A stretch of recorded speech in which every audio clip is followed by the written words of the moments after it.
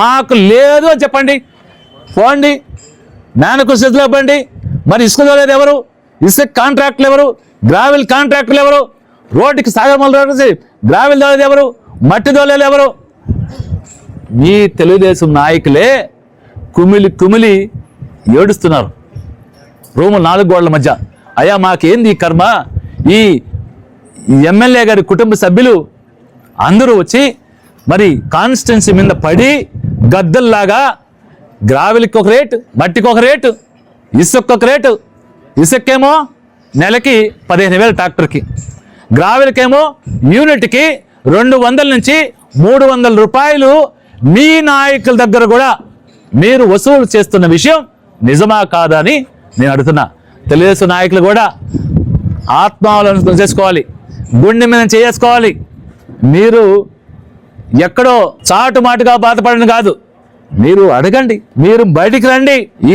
ఈ నియోజకవర్గాన్ని మండలాల వారిగా కుటుంబ సభ్యులు పంచుకొని మరి ఇక్కడ చేస్తున్న విషయం అవునా కదన్నా?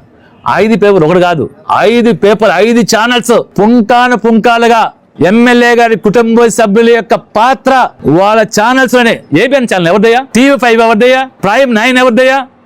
మీ ఛానల్స్ లోనే మరి ప్రచారం అవుతుంటే దాన్ని వదిలిపెట్టి మా పైకి వచ్చే పరిస్థితి. ఇది వాస్తవం కదా? మీరు చెప్పాలి, మీడియా వాళ్ళు మీ ఛానల్స్ లో చేసినట్టు మీరేమన్నా అబద్ధము మాటలు ప్రచారం చేశారా? ఛానల్ ఏమన్నా తప్పుడు ప్రచారాలు చేశాయా? ఛానల్ కూడా ఆలోచన చేయాలి. మీరు చేస్తేనే కదా దానికి సమాధానం చెప్పాలి.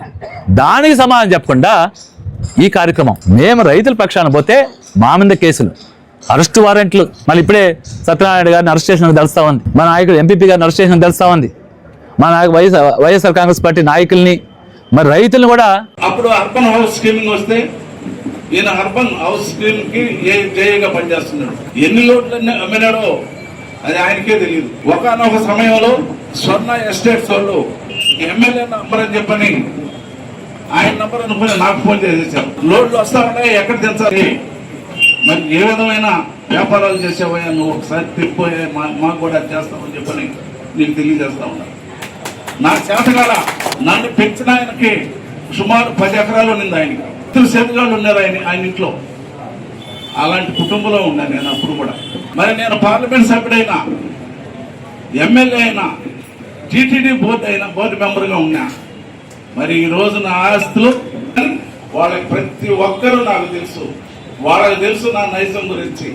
నువ్వు ఏదో గొప్పలు చెప్పేసి వాళ్ళందరినీ మెప్పించాలంటే, నిన్న ఏ విధంగా అయితే సత్యనారాయణ చెప్పి ఆడ దౌర్జన్యం దుర్మార్గం చేస్తే ఆయన కూడా వచ్చిన వాళ్ళందరూ కూడా ఈ దుర్మార్గుడితో అనవసరంగా వచ్చాము, ఈ సంజయ్ వచ్చి మమ్మల్ని వినిపించేసాడని చెప్పని ఏ విధంగా వాళ్ళు అనుకున్నారో, నీ వెనకుండే వాళ్ళు కూడా అంతా ఈ ప్రెస్ మీట్ లో అందరూ అదే విధంగా బాధపడుతున్నారు. ఎందుకంటే వాళ్ళకి తెలుసు నువ్వు నీరుకుంటావు, గొడవకి రచ్చకి పిలుస్తావు. ఇది మంచి పద్ధతి కాదు సంజయ్. నేను 20 సంవత్సరాల ముందు నేను బోర్డు మెంబర్గా ఉన్నా. అప్పుడు నేను దేవుడికి డబ్బులు వేసానో లేదో, నేను ఎన్నిసార్లు మరి దర్శనం చేసుకున్నానో లేదో నీకు ఎందుకయ్యా? అది వ్యక్తిగతం. నేను బోర్డు మీటింగులకి 3-4 సార్లు పోతే ఒక్కసారి పోయి దర్శనం చేసుకుంటాను. మిగతా బోర్డు మీటింగులకి ఎప్పుడు పోయి మీటింగులు చూసుకుని వచ్చేసేవాడిని. కానీ నేను ఎప్పుడు మీ లోపు 10 మందినో 50 మందిని తీసుకునే ప్రతి బోర్డు మీటింగ్కి నేను దర్శనానికి ఎప్పుడు పోలాలి విధంగా. నువ్వు కావాలంటే ఈరోజు టీటీడీ అధికారులు నేను పోయినప్పుడు నన్ను గౌరవించి సార్ ఎప్పుడు రాడు, 3 నెలలకు ఒకసారి వస్తాడు, బోర్డు మెంబర్కి ఉన్నప్పుడు లేనప్పుడు ఆ వెహికల్ ఓడుతున్నాం. ప్రభుత్వం టీటీడీ వాళ్ళు ఇచ్చారే కానీ మేము పోయి బలవంతం చేసి వాళ్ళ దగ్గర తీసుకొచ్చుకోవాలి.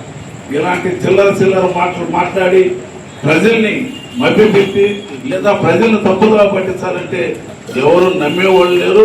నెలవల సుబ్రహ్మణ్యం యొక్క నైజం, ఆయన ప్రవర్తన ప్రతి ఒక్కరికి తెలుసు. నువ్వు కొత్తగా చెప్పాల్సిన అవసరం లేదు.